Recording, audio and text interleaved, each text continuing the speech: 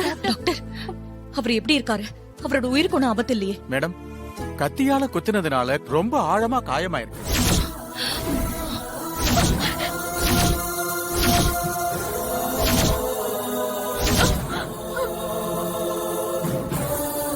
அதோட heavy blood loss ஆயிருக்கு.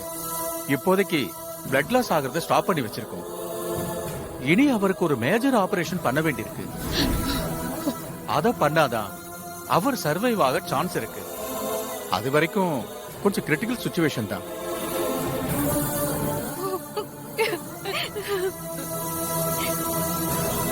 என்ன டாக்டர் சொல்றீங்க? அப்பாவுக்கு ஆபரேஷன் பண்ணணுமா?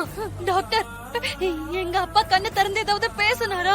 இல்லம்மா, இன்னும் அன்கான்சியஸா தான் இருக்காரு. நிலைமை ரொம்ப மோசமா தான் இருக்கு. அவர் உடம்புல கத்தி இறங்கின வேகத்துல இன்டெஸ்டைன் பார்ட்ஸ் எல்லாம் அஃபெக்ட் ஆயிருக்கு.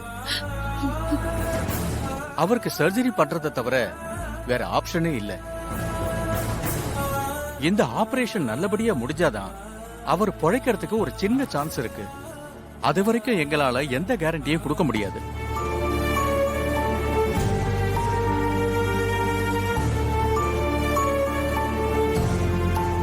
எல்லாரும் கொஞ்சம் தைரியமா இருக்கு.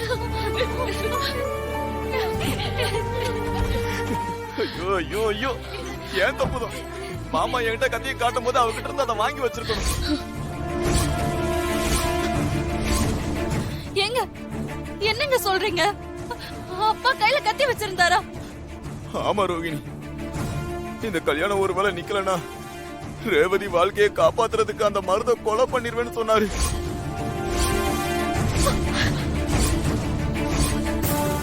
அதுக்காக கத்திய மாமா வாங்கிட்டு வந்தாரு. நீங்க ஏங்க இப்படி பண்றீங்க? இதெல்லாம் முதல்ல என்கிட்ட சொல்ல மாட்டீங்களா? சொல்லக்கூடாதுன்னு இல்ல ரோகிணி, இந்த விஷயம் தெரிஞ்சா நீங்க எல்லாம் வருத்தப்படுவீங்க. சரி, நாமளே மாமாவை பாத்துக்கலாம்னு நினைச்சேன். நீங்க எப்படி பாத்துக்கிட்டீங்கன்னு இப்ப நல்லா தெரியுது. ஒரு வார்த்தை என்கிட்டயாவது சொல்லிருக்கலாம்ல. என்னங்க, உங்க மனசு தெரியாம கண்ணு முன்னாடி இருந்த கெட்டவனை நம்பி உங்களை இந்த நிலைமைக்கு கொண்டு வந்துட்டேனே. கடவுளே, எப்படியாவது என் புருஷனை காப்பாத்தி கொடுப்பா. அம்மா, அழாதீங்கம்மா. அப்பா ரொம்ப தைரியமான ஆளுமா. அவருக்கு இந்த ஆபரேஷன் எல்லாம் ஒரு விஷயமே இல்ல. நீங்க வேணா பாருங்கம்மா, ஆபரேஷன் முடிஞ்சு அப்பா ஹெல்த்தியா வருவாரு. பாருங்கம்மா. எப்படி ரேவதி தைரியமா இருக்க சொல்ற? டாக்டர் வந்து சொன்னதை நான் சொல்றேன்ல, நம்ம அப்பாக்கு எதுவும் ஆகாது. ஸ்வாதி, நீ பயப்படாத. அப்பா சீக்கிரமா ரெக்கவர் ஆயிடுவாரு. அக்கா, அப்பா திரும்ப வந்துருவாரா? திரும்ப வந்து எப்பவும் போல நம்ம கூட சந்தோஷமா இருப்பாரு அக்கா. எனக்கு ரொம்ப பயமா இருக்குக்கா. ஸ்வாதி, அப்பா கண்டிப்பா திரும்ப வருவாரு. நாம முதல்ல தைரியமா இருக்கணும், சரியா? இங்க வா ஸ்வாதி. உன் அப்பாவுக்கு ஒண்ணும் ஆகாது. அப்பா திரும்ப வந்து என்ன ஸ்வாதின்னு கூப்பிடுவாரா? அப்பா பாவம்மா.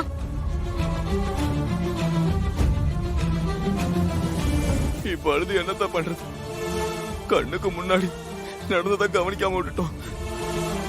அதுக்காக தான் நம்ம எல்லாரும் இப்ப அனுபவிக்கிறோம். எங்க விடுங்க, யாரையும் குறை சொல்லிட்டு இருக்க வேண்டாம். மாமா பொழைச்சு வந்தாலே போதும், அதான் நமக்கு முக்கியம். சரியா சொன்னீங்க கார்த்தி மாமா. நடந்து முடிஞ்சதை இனி யாரும் பேச வேண்டாம். கார்த்தி மாமா, நீங்க டாக்டர் கிட்ட பேசி நாளைக்கு அப்பாக்கு ஆபரேஷன் பண்ணுங்கன்னு டாக்டர் கிட்ட சொல்லுங்க. நான் போய் பேசிட்டு வந்துடுறேன்.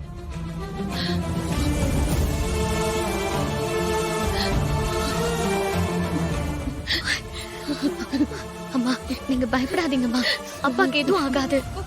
எப்படி ரேவதி பயப்படாம இருக்க சொல்ற? நான் தெரியாம அந்த மருதுவை நம்பிட்டேன்.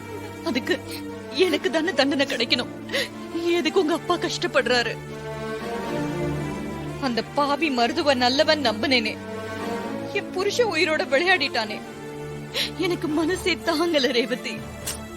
அம்மா, நீங்க என்ன வேணும்னா இத பண்ணீங்க. விடுங்கம்மா, முடிஞ்சது முடிஞ்சு போச்சு. இனிமே அத பத்தி பேசி எந்த பிரயோஜனமும் இல்ல. வேணும்னு பண்ணாங்களோ வேணான்னு பண்ணாங்களோ, அதெல்லாம் அத்தைக்கு மட்டும்தான் வெளிச்சம். ஆனா ஒண்ணு ரேவதி, இவ்வளவு மோசமான ஒரு பொறுக்கி நம்ம வீட்டுக்குள்ள இத்தனை நாளா இருந்திருக்கானா, அவனுக்கு நமக்கு தெரியாம ஏதோ ஒரு பெரிய சப்போர்ட் கிடைச்சிருக்கு. உண்மைதாங்க. அதனாலதான் அவனால இவ்வளவு துணிச்சலா இங்க இருந்திருக்க முடிஞ்சிருக்கு. ச்சே, அவனை போய் என் தங்கச்சிக்கு நினைச்சாலே உடம்பெல்லாம் கூசுது. அக்கா, நடந்தது நடந்து போச்சு, அவ்வளவுதான். நீ எதையும் யோசிக்காம தைரியமா இரு. எப்படி ரேவதி தைரியமா இருக்க முடியும்? அந்த பிராடு பையல போலீஸ் பிடிச்சிட்டு போயிடுச்சு. ஆனா அவனுக்கு ஹெல்ப் பண்ணது யாருன்னு தெரியாம நம்ம எவ்வளவு தூரம் தான் தைரியமாவும் கவனமாவும் இருக்க முடியும் ரேவதி? நடந்த விஷயத்துக்கும் அந்த சிவனாண்டிக்கும் சம்பந்தம் இருக்கட்டும், அதுக்கப்புறம் இருக்கு அவங்களுக்கு.